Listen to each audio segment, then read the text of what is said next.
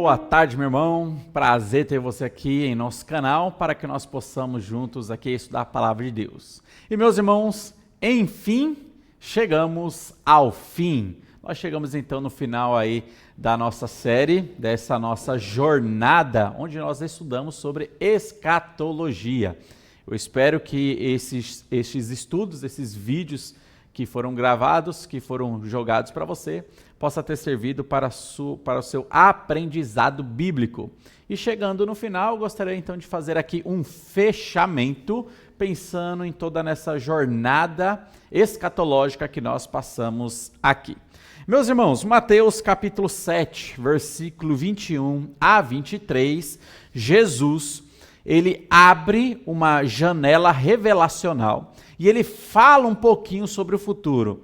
É como se fosse que ele estivesse aqui nesse momento dando um spoiler do que acontecerá no evento do grande trono branco. Daí Jesus Cristo, então, ele revela, ele mostra o futuro para nós e ele fala o que vai acontecer um pouquinho ali neste texto. E o texto diz assim: nem todo que me diz Senhor, Senhor, entrará no reino dos céus, mas aquele que faz a vontade do meu Pai que está nos céus. Olha só a janela revelacional abrindo agora.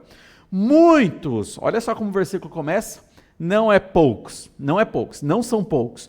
Muitos naquele dia hão de dizer-me, Senhor, Senhor, porventura, não temos nós profetizados em teu nome? E em teu nome não expelimos demônios, e em teu nome não fizemos muitos milagres? Então lhes direi explicitamente, nunca vos conheci. Apartai-vos de mim, os que praticais a iniquidade. Meus irmãos, Jesus Cristo aqui ele abre uma janela revelacional. Ele mostra que muitas pessoas religiosas, e essas pessoas aqui são frequentadoras de igrejas, essas pessoas aqui são religiosas, essas pessoas aqui diziam-se ser a igreja, então você pode pensar que tipo de crente eram eles, mas não eram crentes salvos, eram apenas, como a gente pode dizer, crentes nominais, apenas tinham um nome de crente, apenas tinham ali o nome de pertencer a Cristo, mas de fato não pertenciam. Viviam uma vida religiosa aqui na terra, viviam uma vida onde talvez frequentava igreja aqui na terra, envolviam em eventos religiosos, mas nunca de fato tiveram o Senhor Jesus como Salvador de suas vidas, nunca se submeteram a Jesus Cristo. Meus irmãos, eu estou trazendo este versículo porque é um versículo escatológico. Como os irmãos viram, Jesus ele abre uma janela revelacional, ele mostra o futuro, e eu queria que você pensasse qual a sua situação diante de Deus. Nós tivemos aí uma jornada escatológica, passamos aí sobre os eventos escatológicos, estudamos as sequências desses eventos escatológicos. Começamos ali sobre fazendo uma diferenciação de Israel e igreja, porque isso define bem a nossa escatologia, quando a gente não confunde alhos com bugalhos, quando a gente não confunde Israel com igreja. Depois que vimos ali essa diferença entre Israel, essa diferença entre igreja, percebemos ali que o primeiro evento escatológico que nós como igreja estamos aguardando é o arrebatamento. Então, no arrebatamento, nós estamos aguardando este evento escatológico. E após o arrebatamento, nós vimos então que nós como igreja estaremos com Cristo Jesus no céu. E lá nós passaremos pelo tribunal de Cristo. E os que estiverem na terra passarão pela grande tribulação. A grande tribulação será inaugurada somente por perdidos, mas haverá salvação na tribulação. Haverá pregadores pregando o evangelho do reino na tribulação. 2 testemunhas, 144 mil judeus. O evangelho será pregado e a graça de Deus, ainda que a sua ira esteja caindo, a sua graça estará estendida para que essas pessoas possam receber a salvação. Estudamos também sobre a segunda vinda de Cristo, que será após a tribulação e a segunda vinda de Cristo, a igreja vem junto com Jesus Cristo aqui para a terra. Uma batalha é travada aqui na terra, a batalha do Amargedon, a mesma batalha de Ezequiel, capítulo 38 e capítulo 39. E nessa batalha, Jesus Cristo, evidentemente, sai vitorioso. O anticristo e o falso profeta são lançados no lago de fogo. Jesus reúne todos os sobreviventes que passaram pela tribulação, que não morreram. Eles serão reunidos no Vale do Megido para o julgamento das nações. Mateus capítulo 25, a partir do 31. E quando eles forem julgados, aqueles que se converteram durante a tribulação serão convidados a entrar no milênio, e todos os outros que não se converteram durante a tribulação serão mortos e lançados no inferno. Então o milênio de Cristo começa, o milênio de Cristo se inicia. Se na tribulação ela foi inaugurada somente por perdidos, no milênio ela será inaugurada somente por salvos, só terá salvos no primeiro dia do milênio. Mas algumas pessoas que estarão com corpos naturais poderão se reproduzir, poderão se casar, dar em casamento, e estes que nascerem no milênio, eles evidentemente nascerão em pecado. Evidentemente, eles nascerão pecadores, afastados de Deus, afastados de Cristo, mas eles estarão no milênio e poderão ter a oportunidade de aceitar o Cristo que está na frente deles, reinando aqui na face da terra, no planeta Terra. Eles então poderão se converter ou não. No final, então, do milênio, Satanás dele será solto para enganar as nações, e ele enganará todos aqueles que não crerem em Jesus Cristo, montando um grande exército, que em Apocalipse capítulo 20, João ele pega o termo emprestado, Gog e Magog, para nomear este exército que está levantando uma rebelião contra Cristo, mas eles serão mortos nesta batalha. Não terá nenhuma baixa do lado do exército de Cristo, apenas do lado do exército do dragão. Terão todos ali, morrerão. Então, chegará o tempo do grande trono branco, e aí no grande trono branco todos os ímpios serão julgados, todos os ímpios serão condenados, e entra então o estado eterno. Para os fiéis, novos céus e nova terra. Para os infiéis, para os descrentes, o lago de fogo eterno, onde sofrerão eternamente, incluindo os anjos caídos e Satanás, o líder deles, estarão também no lago de fogo. Meus irmãos, estudamos tudo isso, nós passamos passo a passo. E a pergunta que fica é: e você? Onde você estará? Qual é o seu destino? Qual é o seu futuro? Você está do lado certo ou você está do lado errado? Não se engane, estes homens aqui desse texto que nós lemos de Mateus capítulo 7, Senhor, Senhor, mas lá na terra fizemos muitas coisas em teu nome, eu saía talvez para entregar folheto, mas eu ajudava na igreja, ajudei na construção da igreja, expulsava demônio, fazia curas e milagres, todas essas coisas em seu nome. Eu estou do lado errado, não era para mim estar sendo julgado aqui no grande trono branco, era para mim estar do lado aí da igreja, dos salvos. Houve um engano da sua parte. Olha, essas pessoas aqui são pessoas religiosas, viveram enganadas aqui na terra. Elas estão aqui, meus irmãos, sendo sinceras nas suas colocações, mas não verdadeiras. Elas estão sendo sinceras, elas realmente estão achando que há um erro da parte de Cristo, da parte de Deus, em estar colocando elas para serem julgadas no grande trono branco. Mas Jesus Cristo, evidentemente, vai convencer elas, vai mostrar toda a verdade e elas serão convencidas do seu pecado, de que, na verdade, viveram uma vida religiosa aqui, tiveram até um certo conhecimento bíblico, mas nunca houve, de fato, um arrependimento genuíno de sua parte, ali na sua vida. Nunca houve um depósito da sua fé na pessoa e no sacrifício de Jesus Cristo. E é isso que eu quero que você pense agora, diante de todos esses fatos, porque tudo isso aqui são fatos que acontecerão, todos esses eventos escatológicos, todo esse nosso estudo, onde você estará? Lembre disso, esta é a decisão mais importante da sua vida. Lembre, olha, as decisões que você toma aqui na Terra são importantes. Decisão de trabalho, decisão de qual curso eu vou cursar na faculdade, a decisão de quais amigos eu vou escolher para mim, decisão de casamento, decisão de filhos. Todas essas decisões são decisões importantes, mas mas não tão importantes quanto a decisão que vai definir o seu destino eterno. Você precisa pensar: eu estarei para sempre do lado de Cristo, gozando toda a eternidade, ou será que eu estou vivendo uma vida, e talvez eu até esteja enganado, e o meu futuro eterno será o lago de fogo? Por isso que essa é a decisão mais importante da sua vida, porque está definindo o seu estado eterno.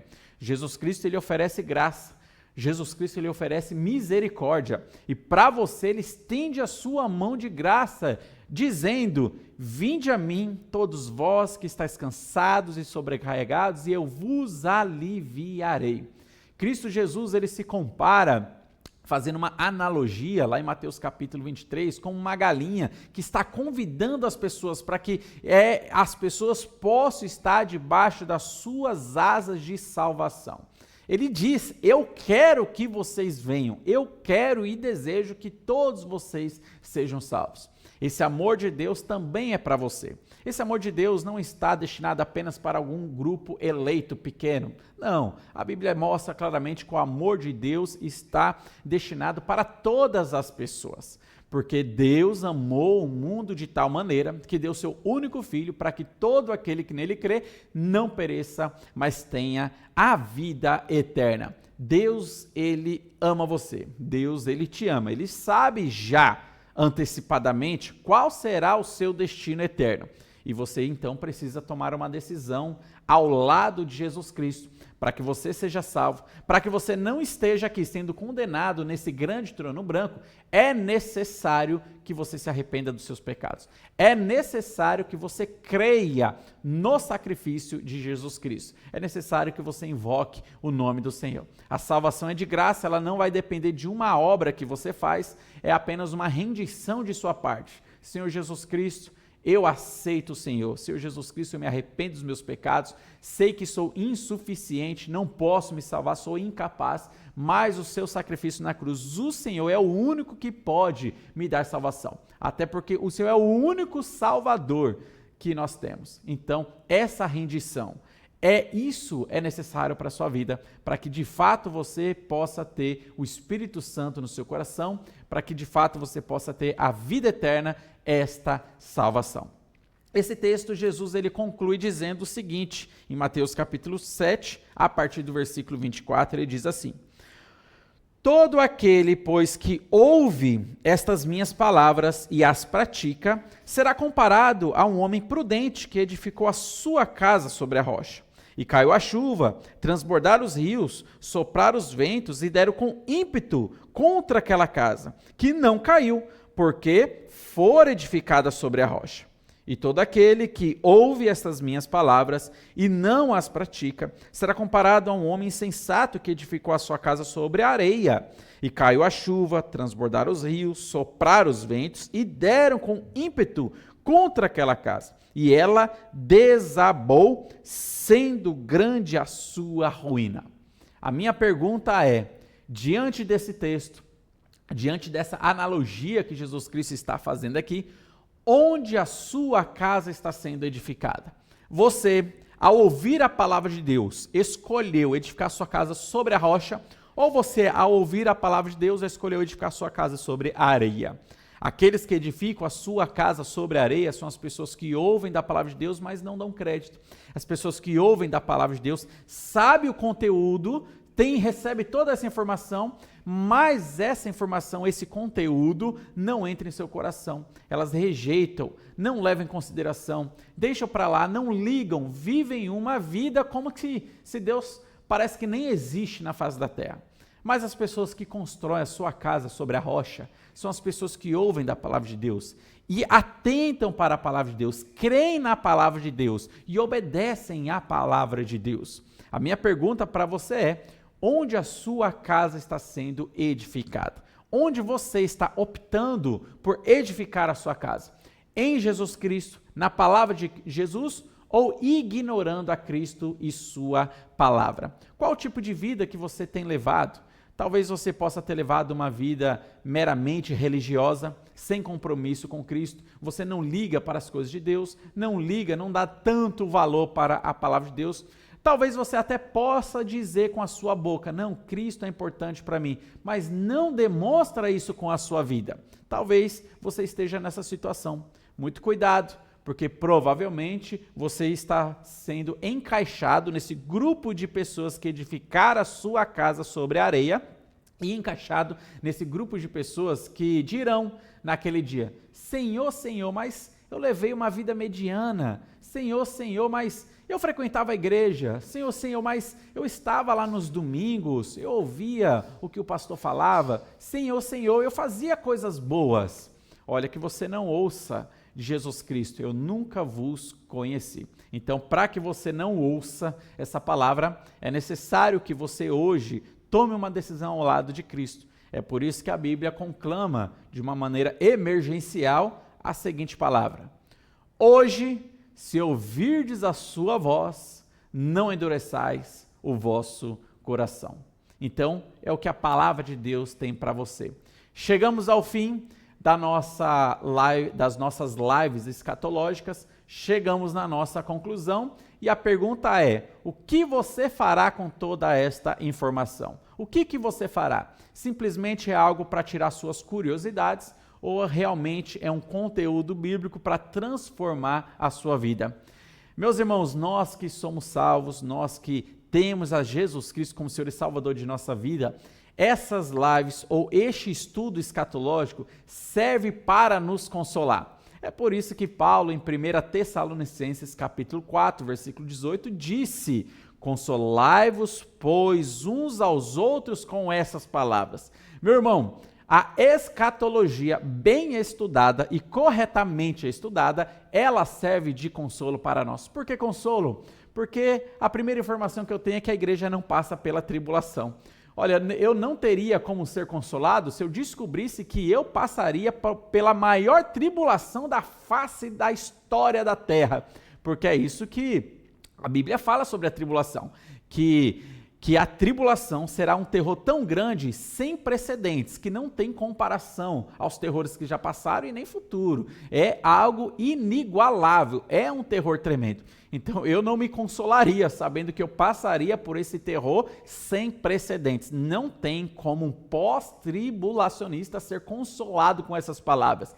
Mas qual é a palavra de consolo para nós? A palavra de consolo é que nós não passaremos pela tribulação.